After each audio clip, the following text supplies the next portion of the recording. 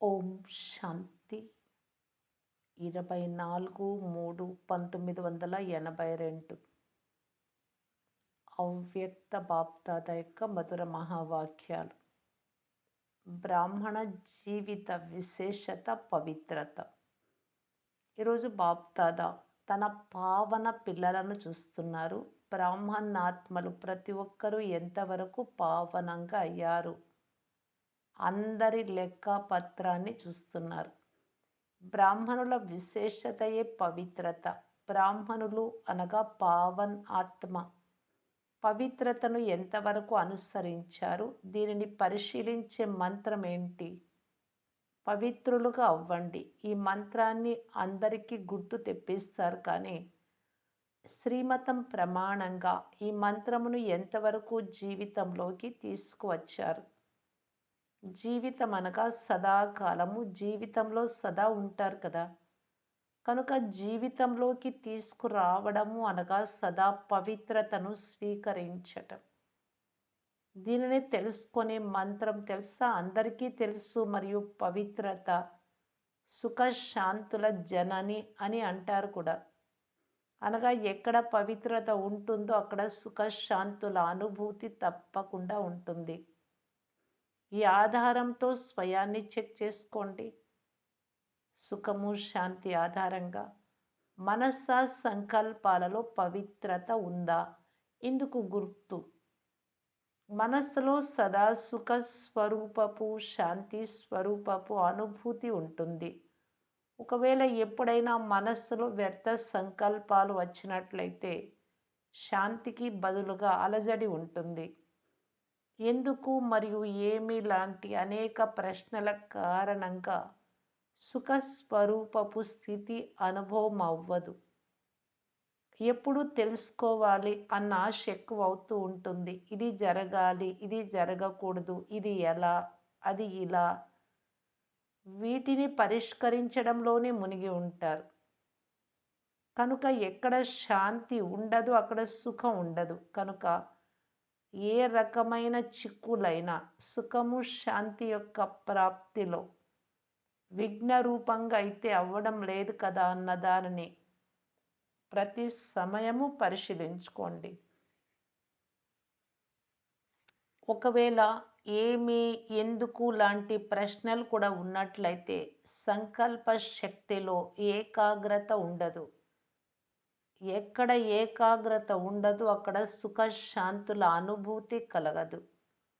వర్తమాన సమయ ప్రమాణంగా ఫరిస్తా తనపు సంపన్న స్థితికి మరియు బాబా సమాన స్థితికి సమీపంగా వస్తున్నారు. దాని ప్రమాణంగా పవిత్రత యొక్క నిర్వచనం కూడా అతి సూక్ష్మమని భావించండి. కేవలం బ్రహ్మచారిగా అవ్వడం సంపూర్ణ పవిత్రత కాదు. బ్రహ్మచర్యంతో పాటు బ్రహ్మచారిగా అంటే బ్రహ్మబాబా యొక్క ఆచరణల ప్రకారంగా నడవాలి. శివ ఆచార్యగా కూడా కావాలి, అనగా బ్రహ్మబాబా ఆచరణపై నడిచేవారు. ఫస్ట్ స్టెప్ అనగా బ్రహ్మబాబా ప్రతి కర్మరూపి అడుగులు అడుగు వేసేవారు. వీరినే బ్రహ్మచార్యులు అని అంటారు. కనుక సదా పవిత్రత ప్రాప్తి సుఖశాంతుల అనుభూతి కలుగుతూ ఉందా అనేటువంటి సూక్ష్మ రూపంలో పరిశీలించుకోండి. సుఖశయ్యపై ఎల్లప్పుడూ విశ్రాంతిగా అనగా శాంతి స్వరూపంలో విరాజమానులై ఉంటారా? ఇది బ్రహ్మ ఆచార్యుల చిత్రం. సదా సుఖశయ్యపై పడుకుని ఉన్న ఆత్మల కొరకు ఈ వికారాలు కూడా ఛత్రఛాయగా అవుతాయి. విష్ణువు సర్పం పైన పడుకున్నారు అంటే వికారాలు అనే సర్పాలను జయించారు అని. శత్రువు మారిపోయి సేవాధారిగా అవుతాడు. మీ చిత్రం చూశారు కదా. కనుక శేషశయ్య కాదు, కానీ సుఖశయ్య. సదా సుఖము మరియు శాంతులకు గుర్తు సదా హర్షితంగా ఉండడం. పరిష్కారం కలిగిన ఆత్మస్వరూపం సదా హర్షితంగా ఉంటుంది. చిక్కులలో ఉన్న ఆత్మ ఎప్పుడూ హర్షితంగా కనిపించదు. ఎప్పుడు ఏదో పోగొట్టుకున్నట్లుగా వారి ముఖం కనిపిస్తుంది. మరియు వారు అన్నింటినీ పొందిన వారి ముఖంలా కనిపిస్తారు. ఏదైనా వస్తువును పోగొట్టుకున్నట్లయితే చిక్కులకు గుర్తుగా ఏమి, ఎందుకు, ఎలా అన్నవే ఉంటాయి. మరి ఆత్మిక స్థితిలో కూడా పవిత్రతను ఎవరు కోల్పోయినా కానీ వారి లోపల ఏమి, ఎందుకు మరియు ఎలా అన్న చిక్కులు ఉంటాయి. మరి ఎలా పరిశీలించుకోవాలి అన్నది అర్థమైందా? సుఖశాంతుల ప్రాప్తి స్వరూపపు ఆధారంపై మనస్స పవిత్రతను పరిశీలించుకోండి. రెండవ విషయం, ఒకవేళ మీ మనస్సు ద్వారా ఇతర ఆత్మలకు సుఖము మరియు శాంతుల అనుభూతి లేనట్లయితే, అనగా పవిత్ర సంకల్పాల ప్రభావం ఇతర ఆత్మల వరకు చేరుకోనట్లయితే, దానికి కారణాన్ని పరిశీలించుకోండి. ఏ ఆత్మలోని కాస్తంత బలహీనత అయినా అనగా అశుద్ధి మీ సంకల్పాలలోకి వచ్చినట్టయితే, ఆ అశుద్ధి ఇతర ఆత్మలకు సుఖశాంతుల అనుభూతిని చేయించలేదు. ఆత్మ పట్ల వ్యర్థమైన మరియు అశుద్ధమైన భావములు ఉన్నట్లయితే మీ మనస్స పవిత్రత శక్తి శాతంలో లోపం ఉన్నట్లు. ఈ కారణంగా ఇతరుల వరకు ఈ పవిత్రత యొక్క ప్రాప్తి ప్రభావము పడదు. స్వయం వరకు ఉంది కానీ ఇతరుల వరకు ప్రభావము పడజాలదు. లైట్ ఉంది కానీ సెల్ఫ్ లైట్గా లేదు. కనుక పవిత్రత యొక్క సంపూర్ణతకు నిర్వచనం సదా స్వయంలో కూడా సుఖశాంతి స్వరూపము మరియు ఇతరులకు కూడా సుఖశాంతుల ప్రాప్తి యొక్క అనుభవమును చేయించేవారు. ఇటువంటి పవిత్ర ఆత్మ తన ప్రాప్తి ఆధారంతో ఇతరులపై కూడా సదా సుఖము మరియు శాంతి, శీతలత కిరణాలను వ్యాపింపచేసే వారిగా ఉంటారు. మరి సంపూర్ణ పవిత్రత అంటే ఏంటో అర్థమైందా? పవిత్రత శక్తి ఎంత గొప్ప వంటి వారు అంటే ఎంత గొప్పది అంటే ఎవరిలో ఉంటే కూడా వారు తమ పవిత్ర మనస్సు ద్వారా అనగా శుద్ధ వృత్తి ద్వారా ప్రకృతిని కూడా పరివర్తన చేసేస్తారు. మనస పవిత్రత శక్తికి ప్రత్యక్ష ప్రమాణం. ప్రకృతి కూడా పరివర్తన, స్వపరివర్తన ద్వారా ప్రకృతి యొక్క పరివర్తన. ప్రకృతి కన్నా ముందు వ్యక్తి, కనుక వ్యక్తి పరివర్తన మరియు ప్రకృతి పరివర్తన. మనస పవిత్రత శక్తికి ఇంత ప్రభావం ఉంది.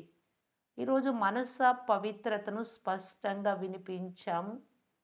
మరలా వాచ మరియు కర్మణాల అనగా సంబంధము మరియు సంపర్కంలో సంపూర్ణ పవిత్రతల నిర్వచనం ఏంటి అన్న దానిని ముందు వినిపిస్తాం. ఒకవేళ పవిత్రత శాతంలో 16 కళల నుండి 14 కళలు కలవారిగా అయిపోయినట్లయితే ఎలా అవ్వాల్సి ఉంటుంది? 16 కళల పవిత్రత లేనట్లయితే అనగా సంపూర్ణత లేనట్లయితే సుఖశాంతుల సాధనాల ప్రాప్తి ఎలా ఉంటుంది? యుగము మారడం ద్వారా మహిమయే మారిపోతుంది. దానిని సతో ప్రధానమని, దీనిని సతో అని అంటారు. సూర్యవంశి అనగా సంపూర్ణ స్థితి, 16 కళలు అనగా ఫుల్ స్టేజ్. అలా అన్ని ధారణలలో సంపన్నమనగా ఫుల్ స్టేజ్ను ప్రాప్తి చేసుకోవటం సూర్యవంశీల గుర్తు. కనుక ఇందులో కూడా ఫుల్గా అవ్వాల్సి ఉంటుంది. ఒక్కోసారి సుఖశయ్యపై, ఒక్కోసారి చిక్కుల శయ్యపై వీరిని సంపన్నులు అని అయితే అన్నారు కదా. ఒక్కోసారి బిందువు తిలకాన్ని పెట్టుకుంటే, ఒక్కోసారి ఎందుకు ఏమి తిలకమును పెట్టుకుంటారు? తిలకానికి కల అర్థమే స్మృతి. 3 బిందువుల తిలకాన్ని సదా పెట్టుకోండి. 3 బిందువుల తిలకమే సంపన్న స్వరూపం. దీనిని పెట్టుకోవడం రాదా? పెట్టుకుంటారు కానీ అటెన్షన్ రూపీ చెయ్యి కదులుతుంది. మీపై మీకే నవ్వు వస్తుంది కదా. లక్ష్యం శక్తిశాలిగా ఉన్నట్లయితే లక్షణాలు సంపూర్ణంగా సహజంగా అయిపోతాయి.